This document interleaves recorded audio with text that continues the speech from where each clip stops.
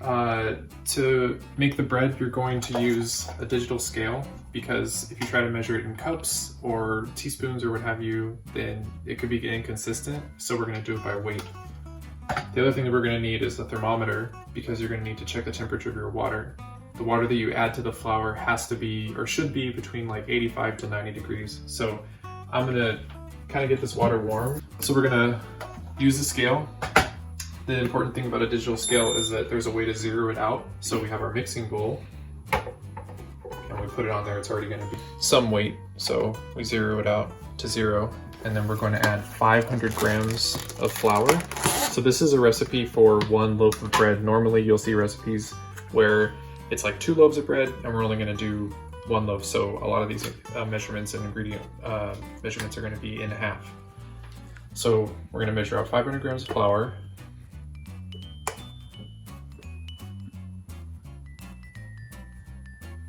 That's fine. Fine. Now we're going to get the water. And we're just going to use our thermometer and we're going to check it. So this water is about 90 degrees. That's good. That's what we want. You don't want to use cold water because you want the ingredients to sort of incorporate. So this first stage is an autolyse period, and that just means that we're gonna have the water and the flour combined together. We're not gonna like over mix it or anything. So we're gonna zero it out. So now it's at 0, and we're gonna add 360 grams of water.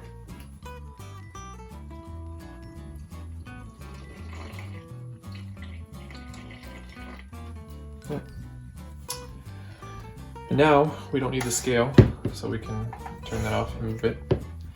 And you can mix this by hand, this part, but we're just gonna mix it with the spoon. So you just wanna mix until the ingredients are just combined. So basically what we're looking for is we don't wanna have a whole bunch of like powder mix. And if you've ever made biscuits, the mix is gonna look kind of like that.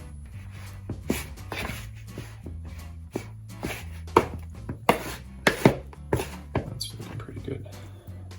This spoon. Now what you want to do is you want to cover it for 30 minutes. So this is where all the ingredients are going to get to know each other inside the pot.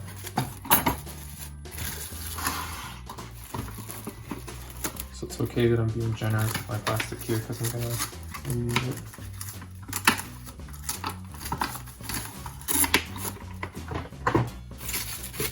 So you want to get like a good tight seal.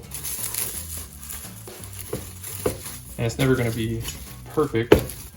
So I just like to throw a loose towel over that. So we're going to wait for 30 minutes and then we're going to come back and start doing our yeast and salt. We're going to take a look. You can already see some condensation building up on top of the plastic. So the dough is looking a little bit soggier, which is good. So now we're going to add our yeast and salt. So we're going to get our digital scale out again, zero it out. So first we're going to add our salt. You can use any salt. This is some basic ass salt. This is just iodized salt. You could use sea salt, kosher salt, whatever you want, but I just use some basic ass salt. So we're going to add 10 grams of this salt. So we're just going to sprinkle it gently and evenly over the top until we hit 10. We're going to be using dry yeast, and I use this rapid rise yeast. If you use this kind of just active dry yeast, you have to bloom it, which means you put it in water and then you leave it for 10 minutes and it will kind of bloom up and you pour that liquid in. We're going to add 3 grams of yeast. So we're going to zero it out again.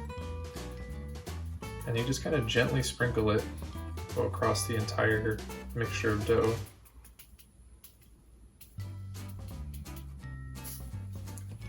Okay. So we can take it off of the scale. So now we've got our salt and our yeast in here, and we're gonna start mixing this, and we're gonna mix it by hand. So it's gonna get kind of sticky. So we have a bowl of warm water that's no more than 85, 90 degrees. This is just to kind of dip our hands in to kind of keep our hand moist. And I'm gonna show you how you mix this by hand. So the first step is just to start reaching under the dough and kind of folding it over on top of itself. You're gonna see some of that white flour that's still a little bit dry. And our goal here is just to kind of like fold the dough over onto itself, get things kind of incorporated. You'll get some dough stuck to your hand, just kind of dip it in the water, pull over, push down into itself like that.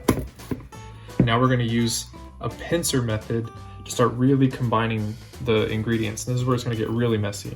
And what you do is with your fingers here, your index finger and your middle finger and your thumb, you reach into chunks of the dough and you pinch off whole chunks. And you're gonna do that to about 4 chunks. And then you fold it over onto itself. Just kind of get all that sticky stuff off your hands. And you do this for about 5 or 6 minutes. So hands are gross, and we have all of our dough mixed. Now, this is where we're gonna start proofing our bread. So this whole proof process is gonna take 5 hours. And what we're gonna do is we're gonna fold it twice. So we're gonna cover it, and we're gonna start our 5-hour timer, but we're gonna start a second timer for 10 minutes. Our first 2 folds are gonna be in the first 10 minutes of the proof, and then an hour and a half into the proof. So I'm gonna cover it, and then we'll come back in 10 minutes, do a fold. I'll show you the fold. Then we'll cover it again for an hour and a half, come back, do a second fold, and then we just leave it for the rest of the time. So it's been 10 minutes, so we're just gonna do our first fold. The dough hasn't really changed much since we just messed with it, but this is gonna be our first fold. So it's already starting to kind of like rest down into the bottom. So we're just gonna do a few quick folds, and when you open it, it's already gonna start to have that kind of like beer smell, so it's gonna be kind of yeasty. So this is how we're gonna do this. You have your mixing bowl, and with your one of your hands, you kind of lean it at an angle, and you wanna reach under, pull it up until it's just at the point of its elasticity point, fold it back over itself, and you're gonna do that just like 2 or 3 times. So reach under, pull up, fold over, pull over. You can see how the bread is already starting to get that smooth shape. And that's it for the first fold. Okay, so now we're gonna cover it, and this is gonna be our next fold is gonna be an hour and a half from now. So I'm still using the same plastic. You can use more plastic if you want, but I just like to kind of be resourceful here. I'm gonna cover it with just a light towel, just kind of keeps the seal in. And now what we're gonna do, and I was doing this before, but what we're gonna do is you're gonna put this, if you live in an apartment, you're gonna put this in your microwave. The reason why you do this is because we don't have a proofing drawer, which is something that like badass bakers have, right? So this is gonna keep a lot of, like, it's gonna keep a good amount of warmth in here, but it's also gonna protect it from like temperature fluctuations outside, because you want the temperature to be somewhere around 74, 75 degrees. My microwave has a work light on the bottom of it, and if you have something like that built in, you want to turn it off, because that actually generates heat in there, and it could overproof. So what we're looking for is we want our dough to triple in size. So in an hour and a half, we're going to check on it, do another fold, and then we'll leave it alone for the rest of the time.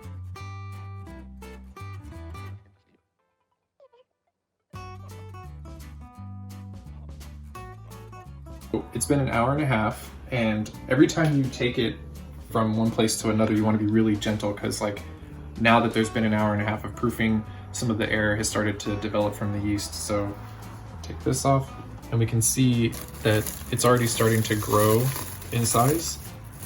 And again, it's only been an hour and a half, so we're not going to see substantial growth, but that's still a lot. So when we start folding it, we don't want to be super aggressive.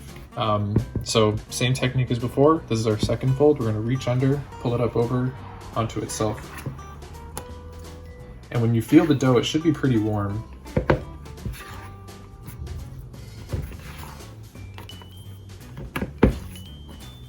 And that's it for our second fold. Plastic back on it, put it back into your microwave, or if your room is already like 75 or 76 degrees, then you don't have to. But now we're gonna let it proof for the rest of the 5-hour time.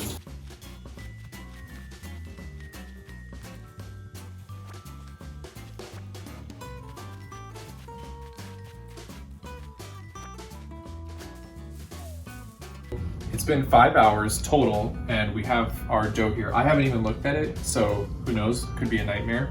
But the things that we're gonna need, right, are our banneton. So it's round, and bannetons will come with this cloth.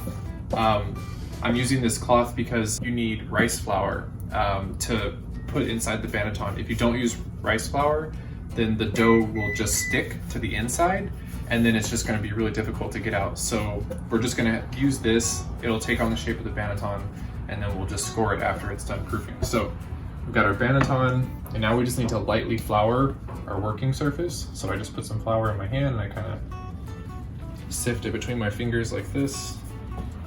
And you don't need a lot. This is just to kind of prevent it from sticking too much. Now we're gonna take a look at our bread, and it's massive. So you can see that it's grown at least 3 times the size of what it was. So I am gonna do a new piece of plastic so we can get rid of this one. We don't wanna knock out the air. Normally you would dump this or knock the air back before you do your final proof, but we wanna actually kind of preserve a lot of the air that's in here. So we're gonna gently just sort of ease the dough out onto the working surface. It should just pour out. You're just kind of, you don't wanna tear it. So you're just kind of scratching it where it's stuck to the inside of the mixing bowl. So I'm just gonna add a little bit of flour to the top of it. And now this is how we're gonna shape it.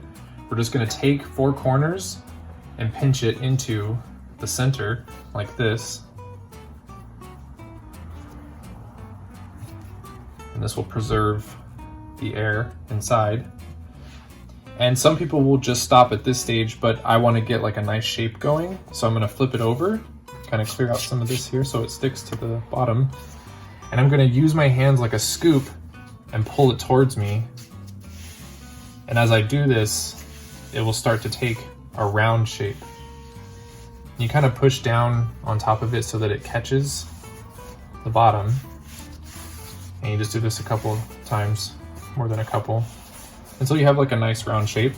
And now we're gonna take it and flip it upside down and put it in the banneton. So you just kind of flip it over really quickly, drop it in the banneton. There you go. Now we're gonna cover this with plastic, and then we're gonna proof it for 1 hour. All right, so we have the Dutch oven inside of the oven, and you preheat your oven to 475. You put the Dutch oven in there so that it gets nice and hot, because if you put it in there cold, then you're gonna get like mixed results. So you want your Dutch oven to be like very, very hot.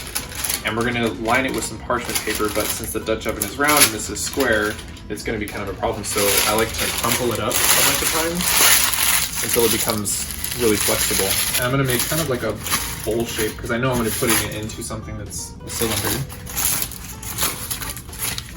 Gentle. So we'll take this off, and you can see that it's risen again pretty much to the top. Got some nice hot little bubbles there. And I'm gonna put my parchment paper over the top of this, trying to get it pretty even on the sides. It's not gonna be perfect. So now we're gonna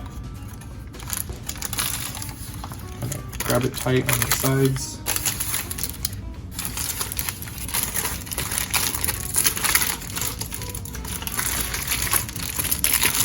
And then we're gonna flip it. And we're gonna work our way around the edge on off of it. I like to keep the cloth attached to the banneton so that it separates. Now, we're just gonna make one score a little more than halfway down the middle, so. And you might have to hit it a couple times and get like a nice sharp cut through there. And it's gonna look a little sloppy, and that's okay. Ideally, you would have a much sharper one. Take the lid off of the Dutch oven. It's very hot. And we're gonna grab this and gently pick it up. We're gonna put it into the Dutch oven. And be very careful not to burn yourself. I'm just touching the paper here, but what I'm trying to do is just get the paper to conform to the sides a little bit better. And then we put it in the oven with the lid on for 30 minutes. And then we'll take the lid off after 30 minutes and bake it with the lid off for 20 minutes. It's been in there for 30 minutes with the lid on, so we're gonna take a look at it. What we're hoping to see is a good rise from the bread, and we're gonna see some ears. Normally you'd have like more scores, but we're gonna look for like one big ear. So we're gonna reach in here and very carefully pull the lid off. And the bread has risen pretty high. We didn't get a great score on it, but we can see that the seam is split open, which is nice. All right, so now we're gonna leave it baking at the same temperature for 20 minutes with the lid off. And you wanna watch it closely because it's pretty easy to burn it, so we're just gonna keep checking on it. It's done, and we can tell because it's looking nice and brown, and the tips are starting to look pretty dark. So again, this is a very hot thing, so you don't want to burn yourself. Now, you don't want to leave it in the Dutch oven after you pull it out because it will continue to cook. So you want to move it to a cooling rack as fast as possible, and you're going to let it cool for about 20 minutes. So I just grab it by the paper because it's nice and cool. You want to be careful because the paper is brittle.